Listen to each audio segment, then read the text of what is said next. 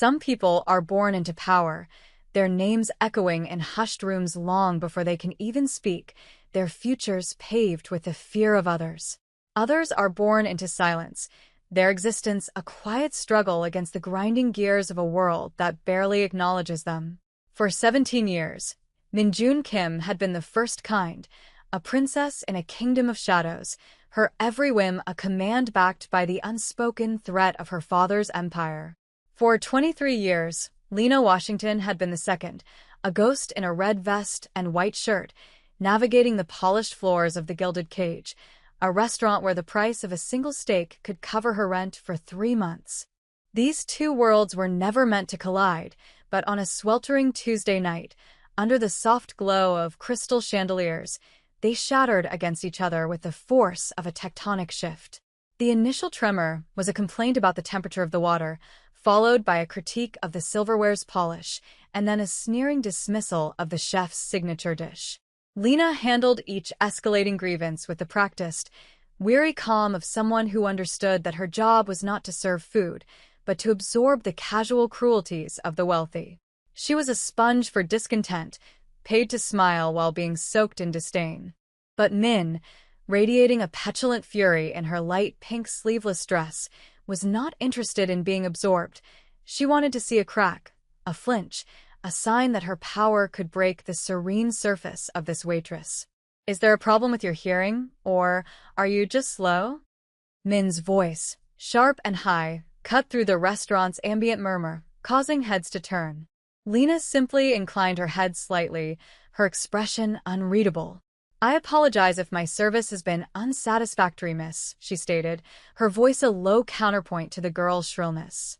"I can have the dish remade for you immediately." The apology was a formality, a line from a script she had memorized, but for Min, it was gasoline on a fire. She wanted submission, not politeness. She wanted a reaction, a fracture in that infuriating composure. She stood abruptly, her chair scraping harshly against the marble floor. "You apologize?" she spat, her face contorted with a rage far too large for her delicate features. "You think an apology fixes your incompetence?" And then her hand flew, a pale blur arcing through the air, aimed directly at Lena's face. The slap was meant to be the final, resounding note of her dominance, a physical punctuation mark to her verbal assault. But it never landed. In the space between heartbeats, Lena's own hand moved, a fluid, economical motion that seemed impossibly fast. Her fingers closed around Min's wrist, stopping the blow inches from her cheek. There was no struggle, no violent jerk, just a firm, unyielding grip that held the younger woman's fury suspended in midair. The clatter of a dropped fork from a nearby table was the only sound in the suddenly silent dining room. Every eye was fixed on the tableau, the furious Mafia princess, held captive by the quiet defiance of a poor waitress who had, in one impossible moment, refused to be broken. The silence in the Gilded Cage was a thick, suffocating blanket, heavier than the scent of truffle oil and aged wine that usually permeated the air. Minjun's eyes, wide with disbelief, stared at the dark fingers wrapped securely around her wrist. Humiliation warred with incandescent fury on her face. She was a storm held in check by a seawall she hadn't even seen being built. She tried to yank her arm away, a reflexive, violent motion, but Lena's grip was like forged steel, immovable and absolute. It wasn't a painful hold, but it was a definitive one, a statement of control that was more insulting than any physical blow. "Let go of me," Min hissed, her voice trembling with a mixture of shock and rage. "Do you have any idea who I am?" Lena's eyes, dark and deep, met hers without a trace of fear. There was no anger there, only a profound stillness, a weariness that seemed ancient. "I know you're a guest in this restaurant," Lena replied, her voice low and even, yet it carried across the frozen dining room with perfect clarity. "And I'm the staff. That's all that should matter in here." The simplicity of the statement was a blade, cutting through Min's layers of entitlement and privilege. Before Min could unleash another torrent of threats, two large men in dark, impeccably tailored suits materialized from the shadows near the restaurant's entrance. They had been watching, their presence a silent promise of violence, and now they moved with a predatory grace toward the table. The restaurant manager, a man named Philip whose face was now the color of spoiled milk, scurried behind them, wringing his hands. "Please release her," he stammered, his eyes darting nervously from Lena's calm face to the approaching menace. But Lena didn't release her grip. Her gaze flickered past Min to the two bodyguards, acknowledging their presence with a subtle shift of her shoulders. She was calculating, assessing, not reacting. Just as the first man reached them, extending a hand to forcibly separate them, another figure emerged from the entrance, moving with a quiet authority that made the other two pause instantly. This man was leaner, dressed in a similar dark suit but wearing it with a different kind of purpose. His name was Jean, and his face was a mask of disciplined neutrality, his eyes missing nothing. He didn't look at Min. He didn't look at the manager. He looked only at Lena, his gaze a sharp, analytical probe, searching for the source of this unprecedented anomaly. He saw her hand on Min's wrist, saw the unwavering calm in her posture, and for the first time that night, a flicker of something other than boredom crossed his features. With a barely perceptible nod, he signaled the other guards to stand down. The immediate threat had been neutralized, not by force, but by a silent command from someone far higher in the food chain. Lena finally released Min's wrist, her fingers uncurling slowly. The princess snatched her arm back, rubbing the faint red marks, as if she had been burned. The spell was broken, but the consequences were just beginning to coalesce in the charged air around them. Lena was fired before the last of the evening's patrons had even paid their bills. Philip, the manager, delivered the news in his glass-walled office, unable to meet her gaze, his words a rushed apology wrapped around the hard kernel of necessity. He spoke of maintaining the restaurant's reputation, of appeasing a valuable client, of having no other choice. Lena listened without comment, her face betraying nothing. She had expected this. In her world, defiance had a price, and that price was always paid by the person with less power. She collected her final paycheck, a thin envelope that felt insultingly light, and walked out the back service door into the damp, grimy alley. The oppressive humidity of the city night wrapped around her, a familiar discomfort. For a moment, she leaned against the cool brick wall, closing her eyes and just breathing, the scent of garbage and rain filling her lungs. It was the smell of her reality, a stark contrast to the perfumed air of the dining room she had just left behind. Her future was a blank, terrifying page. Rent was due, her cupboards were nearly bare, and her prospects were now tarnished by an incident that would surely follow her. Yet, underneath the anxiety, there was a strange, unfamiliar feeling, a sliver of satisfaction. She had not broken. She had not bowed. As she pushed herself off the wall, ready to begin the long walk home, the alley was suddenly flooded with the blinding white glare of headlights. A long, black sedan had pulled silently to the curb, its engine a low, menacing purr that seemed to absorb all other sound. The passenger door opened, and Jean stepped out, his silhouette framed against the harsh light. He moved with the same unnerving stillness she had noticed inside, a predator conserving its energy. He didn't approach her menacingly. He simply stood there, a human barrier between her and the street. "Lena Washington," he said. It wasn't a question.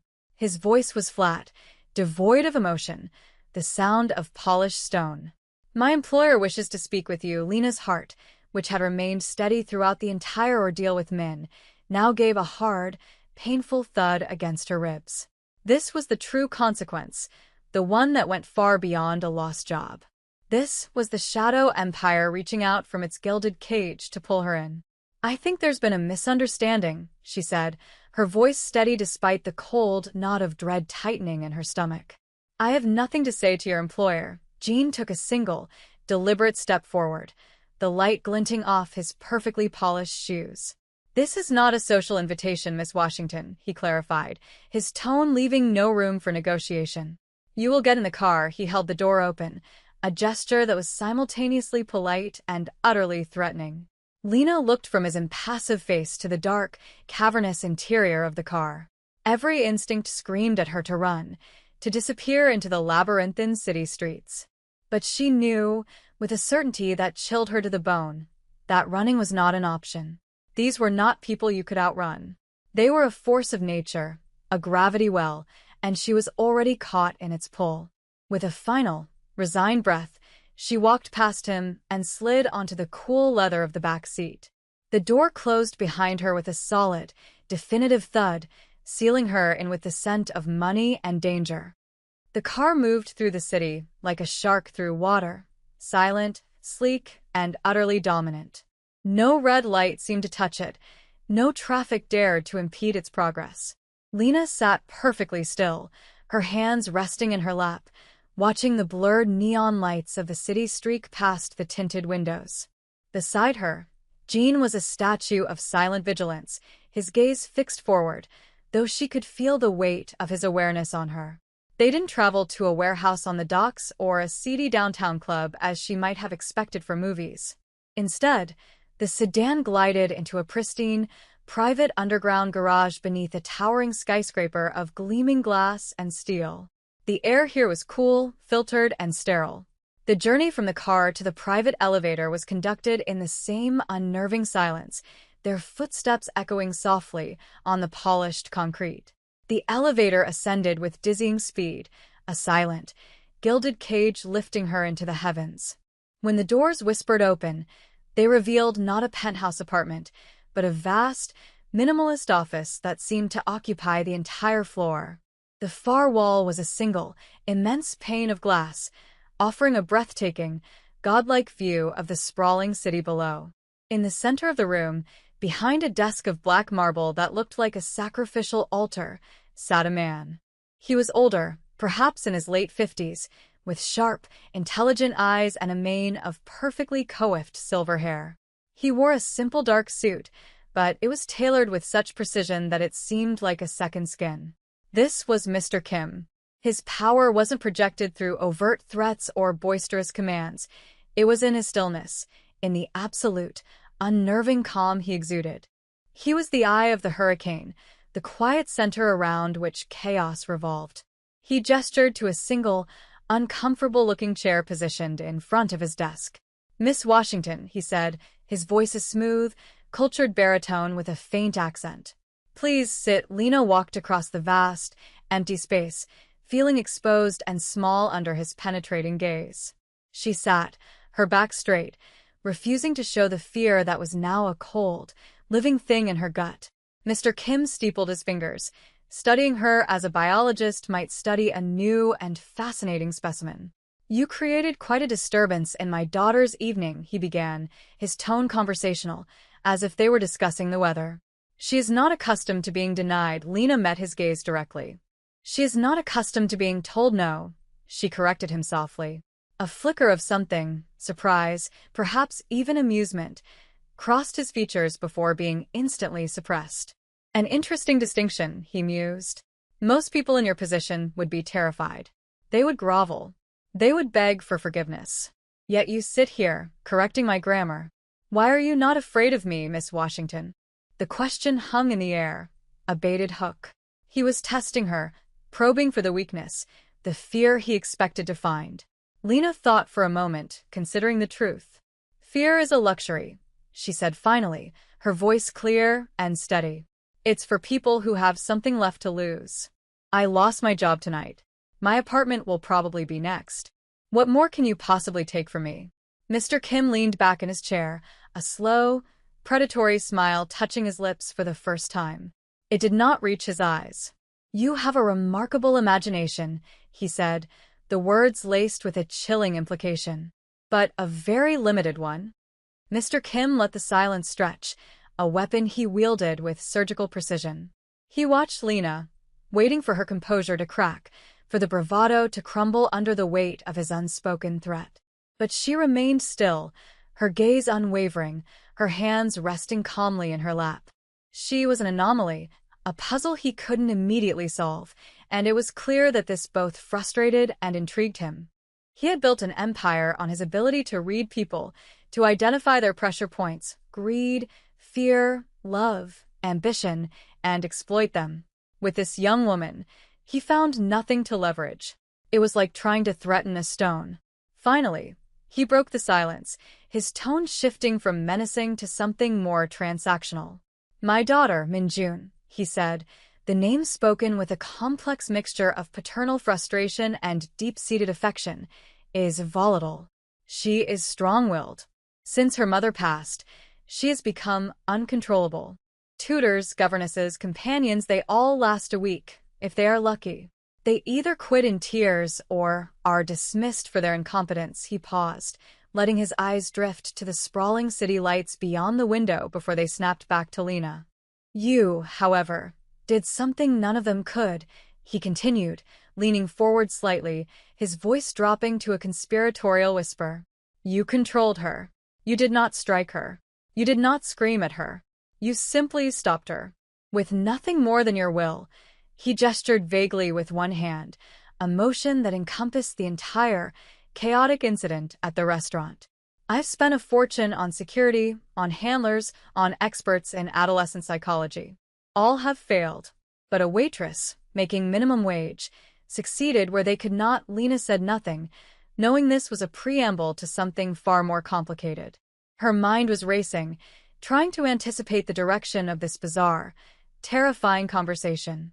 "I have a proposition for you, Miss Washington," Mr. Kim said, his voice now crisp and businesslike. "I want you to work for me. Not as a waitress. I want you to be Minjun's companion. Your only job will be to stay with her, to accompany her, and to ensure she does not create disturbances." He named a sum of money that made the air leave Lena's lungs. It was a life-changing, fantastical number, enough to solve every problem she had, and 100 more she hadn't even thought of yet. But she heard the unspoken words hanging in the air. The job description was simple, but the reality would be a nightmare. She would be a warden in a velvet prison, constantly managing the whims of a volatile, entitled teenager who already hated her. And she would be living inside the lion's den, surrounded by men like Jean, under the constant, watchful eye of the predator sitting before her. "Why me?" she asked, the question genuine. "Because you are not afraid of her," Mr. Kim answered instantly.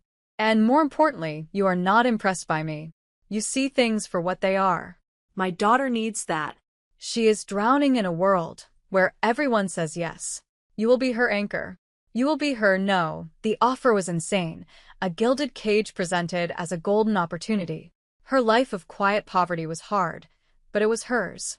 This new life would be luxurious, but it would belong to him. She weighed the crushing certainty of eviction against the terrifying uncertainty of this new path. One was a slow, grinding death. The other was a gamble, a high-stakes bet where she could lose far more than just her apartment. Looking into the cold, calculating eyes of the city's most dangerous man, Lena made her choice. The Kim estate was less a house and more a self-contained fortress, a modern palace of glass, steel, and stone nestled in the most exclusive, secluded hills overlooking the city. Lena's first day began not with a welcome, but with an induction. She was given a room, a suite, really, that was larger than her entire former apartment, with a view that could have been on a postcard. But the floor-to-ceiling windows felt like the bars of a cage, and the silence of the house was heavy and oppressive. Her new wardrobe had been pre-selected, a collection of understated, elegant clothes that felt like a costume. The red vest and worn-out sneakers were gone, replaced by silk blouses and tailored trousers. She was being remade, rebranded, assimilated into this new, dangerous world. Minjun's reaction to her arrival was exactly what Lena had anticipated. The girl's initial shock curdled into pure, unadulterated loathing.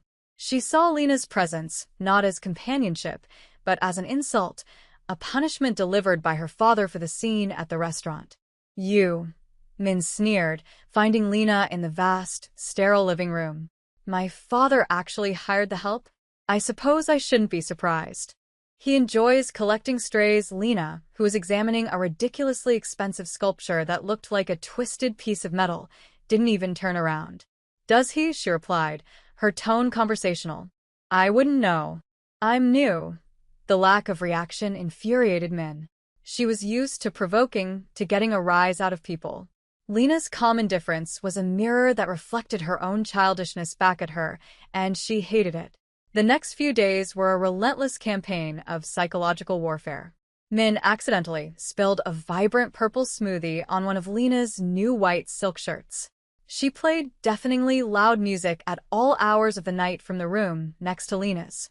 She made scathing comments about Lena's background, her clothes, her very existence, often in front of the household staff, hoping to humiliate her. Through it all, Lena remained an unmovable object. She cleaned the smoothie stain without a word. She bought a pair of high-quality noise-canceling headphones. She met every verbal jab with either silence or a dry, witty retort that left Min sputtering. "That dress is a brave choice," Min commented one afternoon. "It really highlights your simplicity." Lena looked down at her simple black dress and then back at Min's elaborate, frilled concoction. "Thanks," she said with a small smile. "I was going for timeless, but simple works too." "It's better than confused peacock." Min's face flushed with anger, and she stormed away. Lena was winning, not by fighting back on Min's terms, but by refusing to play the game at all. Throughout this Cold War, Gene was a constant, spectral presence. He would appear in doorways, at the end of hallways, or standing by the car whenever they left the estate. He never spoke to Lena directly, but she felt his eyes on her constantly. His gaze was no longer just analytical. There was something else in it now, a grudging respect, a curiosity that bordered on fascination. He was watching the immovable object meet the unstoppable force, and he was waiting to see which would finally give. The fragile, hostile truce that had settled over the Kim estate was shattered on a deceptively bright Thursday afternoon. Mr. Kim had insisted that Min-jun maintain some semblance of a normal life, which included a weekly private art lesson in a discreet downtown gallery.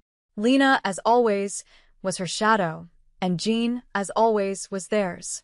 The lesson was uneventful, with Min spending most of it sketching caricatures of her instructor, while Lena read a book in the corner. The danger came when they were leaving. As they stepped out of the gallery and onto the sun-drenched sidewalk, a black panel van screeched to a halt beside them, its side door sliding open with a violent slam. Two men in dark ski masks leaped out, moving with a brutal, practiced efficiency. It all happened in a split second. One man lunged for Min, while the other brandished a pistol, aiming it at Jean to keep him pinned. Jean reacted instantly, drawing his own weapon and using the car door as a shield, the sharp crack of gunfire echoing down the street. But in that same instant, something extraordinary happened. The man grabbing for Min suddenly found his wrist caught, not by the formidable Jean, but by Lena. It was the same grip she had used in the restaurant, but this time there was no calm restraint. She twisted his arm in a way that defied its natural mechanics, a sharp, sickening crack echoing as his wrist broke. The man screamed, a high, thin sound of agony, and Lena didn't stop. She drove her elbow backward into his solar plexus, forcing the air from his lungs in a choked gasp. He crumpled to the ground, incapacitated. The second man, the one with the gun, turned his attention from Jean to this new, unexpected threat. He swung his weapon toward Lena, his eyes wide with surprise behind the mask. But he was too slow. Lena moved with a fluid, terrifying grace that was utterly alien to her persona as a waitress. She kicked the dropped art portfolio into his shins, unbalancing him for a fraction of a second. It was all the time she needed. She closed the distance, her hand striking his wrist and sending the gun clattering across the pavement. In the next motion, she slammed the heel of her palm into the side of his head. He dropped like a stone, unconscious before he hit the ground. The entire confrontation had lasted less than 5 seconds. Jean, who had been about to fire a second shot, stood frozen, his gun still raised, staring at Lena. She stood over the two fallen men, breathing heavily, her eyes blazing with a fierce, lethal light he had never seen before. Min was pressed against the gallery wall, her face pale with terror, her eyes locked on Lena with a new, dawning comprehension. This was not a waitress. This was something else entirely. As the sound of distant sirens began to wail, Lena looked at Jean, the fire in her eyes slowly banking, replaced by a familiar, weary resignation. The secret she had guarded so carefully for years, the past she had run so far to escape, was now lying exposed on a sunlit city street. There would be no going back to the pretense of being just a simple, poor waitress. The ride back to the estate was a study in suffocating silence. Min sat huddled in the corner of the back seat, stealing frightened, awestruck glances at Lena, who stared out the window, her expression a mask of controlled emptiness. In the front passenger seat, Jean was preternaturally still, but Lena could feel the intensity of his focus on her in the rearview mirror. The questions were there, unspoken but screaming in the space between them. When they arrived, Mr. Kim was waiting for them in his office. News traveled fast in his world. The two unconscious men had been swiftly and discreetly removed from the scene long before the official police arrived, but the details of the incident had been relayed to him with perfect accuracy. He stood by the great window, his back to them as they entered, a silhouette against the dying afternoon light. "The Park family grows bold," he said, his voice a low rumble of contained fury. He turned, his gaze sweeping past his trembling daughter, past his stoic enforcer, and settling squarely on Lena. "My head of security informs me that you neutralized 2 armed hostiles before he could even discharge his weapon a second time. He tells me you broke one man's wrist and rendered the other unconscious with an efficiency he has only seen in elite special forces." He took a slow step toward her, his eyes boring into hers. "Explain this, Miss Washington. Explain how a waitress from the poorest part of the city possesses a skill set that rivals my best-trained men." Lena took a deep breath, the air in the sterile office feeling thin and hard to draw. The time for lies and evasions was over. "My name is Lena Washington," she began, her voice quiet but firm. "That part is true. But I wasn't raised to be a waitress. My father was a private military contractor. He worked for men like you on the fringes, in the places where governments wouldn't go. He didn't want that life for me, but he believed the world was a dangerous place. He taught me how to survive in it." Her gaze became distant, lost in a memory. "He taught me how to fight, how to anticipate, how to see threats before they materialized. He taught me that the best defense was to be invisible, to never be seen as a threat until the last possible second. He was killed on a job that went bad when I was 19. A back alley deal, an ambush. I've been running from that world ever since. I took the job at the restaurant because nobody looks twice at a waitress. I just wanted to be invisible." The confession hung in the air, raw and exposed. It recontextualized everything: her calm defiance in the restaurant, her unshakable composure, her impossible skill. It wasn't just strength of character, it was years of brutal, ingrained training. Min stared at her, her teenage petulance completely gone, replaced by a profound, humbling respect. Mr. Kim's expression was unreadable, but a new light had entered his eyes. He was no longer looking at an intriguing puzzle. He was looking at a weapon. Later that night, Jean found her on one of the balconies, staring out at the city lights. "Your father trained you well," he said, his voice softer than she had ever heard it. "He would be proud." Lena finally let the mask of control slip, a single tear tracing a path down her cheek. "He would be horrified," she whispered. "All he ever wanted was for me to be safe, to be normal. And now I'm right back in the world that killed him." Jean moved to stand beside her, their shoulders almost touching. "Perhaps you are not in it," he suggested quietly. "Perhaps you are here to change it." The failed kidnapping attempt acted as a catalyst, fundamentally altering the chemistry of the entire household. The dynamic between Lena and Min underwent the most dramatic transformation. The girl's hostility and arrogance evaporated, replaced by a quiet, watchful admiration. She followed Lena around the estate not as a shadow of annoyance, but as a student seeking a master. She asked questions not about fashion or gossip, but about awareness, about how Lena had seen the attack coming. For the first time, Min was looking at someone and seeing not their station or their utility to her, but their inherent strength. She had spent her life protected by her father's power, but Lena possessed a power that was entirely her own, and Min was mesmerized by it. The power balance had irrevocably shifted. Lena was no longer the companion, she was the guardian. Mr. Kim's perception of Lena also evolved.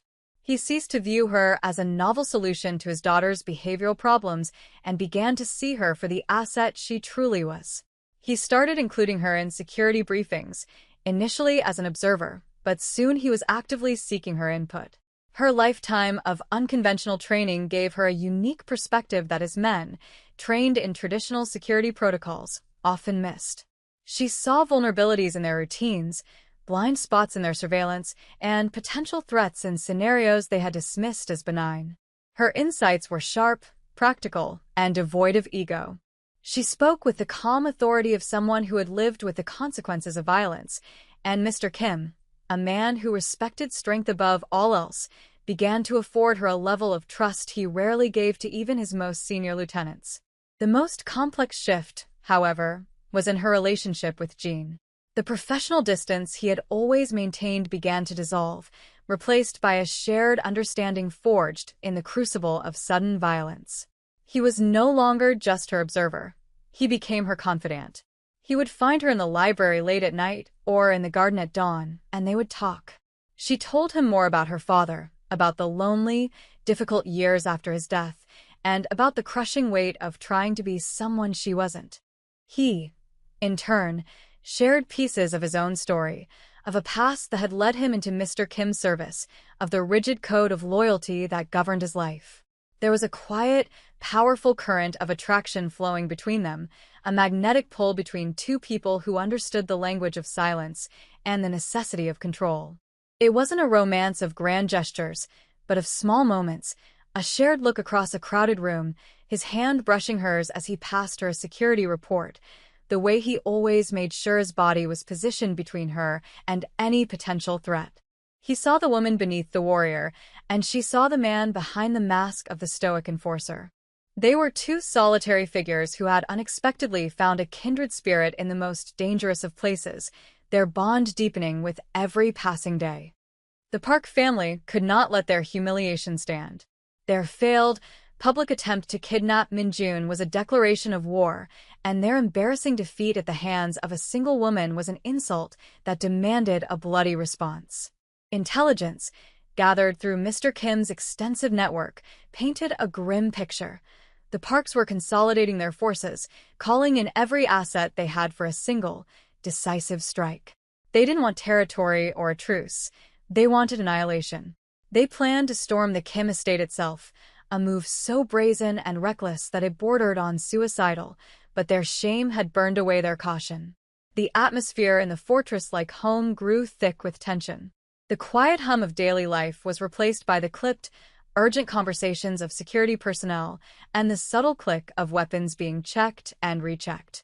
Mr. Kim moved through his home like a caged tiger, his usual calm replaced by a cold, coiled fury. He was ready for the storm to break. In this heightened state of alert, Lena became an indispensable part of the command structure. She walked the perimeter with Jean, her eyes scanning for weaknesses, her mind working 3 steps ahead of their enemy. She pointed out a blind spot in the camera coverage near the western wall and suggested reinforcing the gatehouse with something more than just manpower. "They'll expect us to defend the main entrance with everything we have," she explained during a tense briefing, gesturing to a holographic map of the estate. "It's a show of force. They'll use a smaller, faster team to breach the perimeter here, in the woods, where the terrain is difficult. They won't come through the door. They'll come over the wall." Her tactical acumen was undeniable, and her suggestions were implemented without question.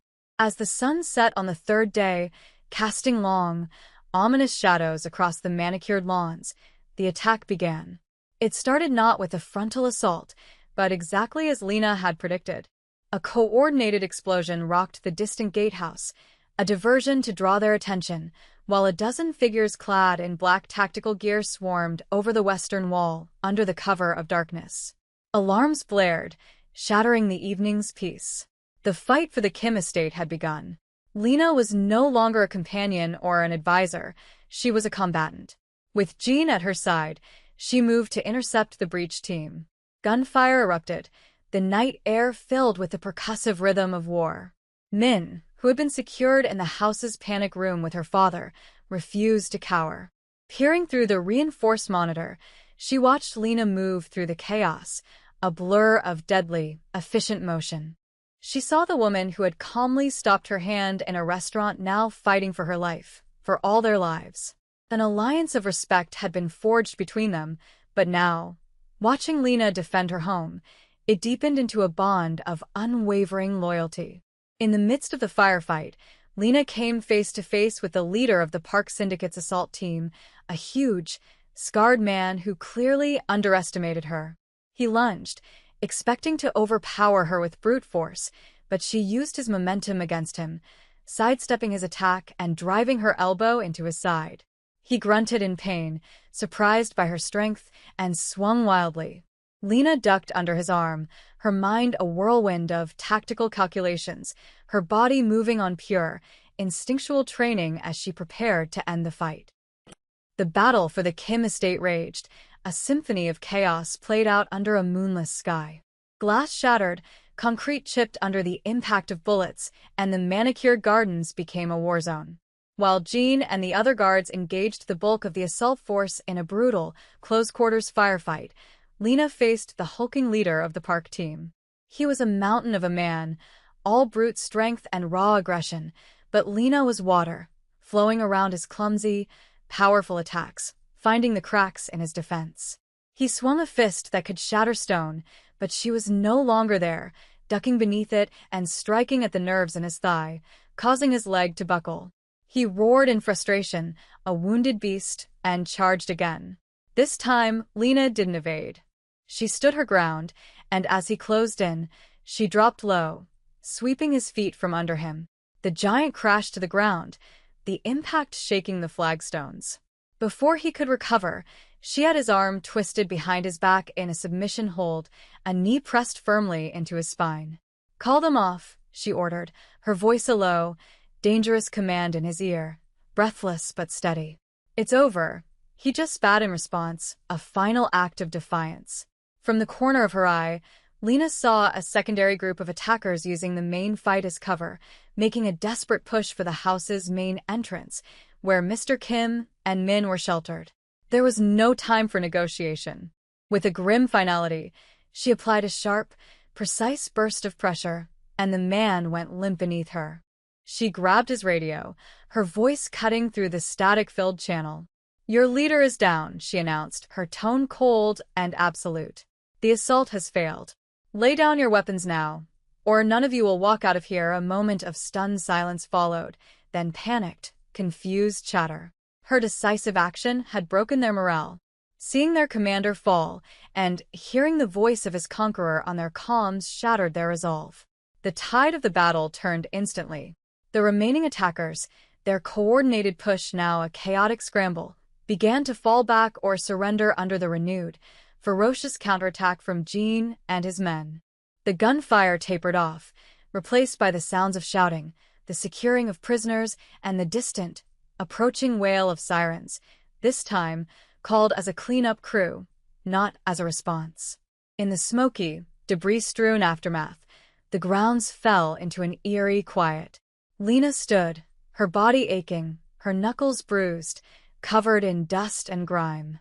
She looked not like a waitress, or a companion, or even a warrior, but simply a survivor. Mr. Kim and Min emerged from the house. The patriarch surveyed the scene of destruction, his face grim but victorious.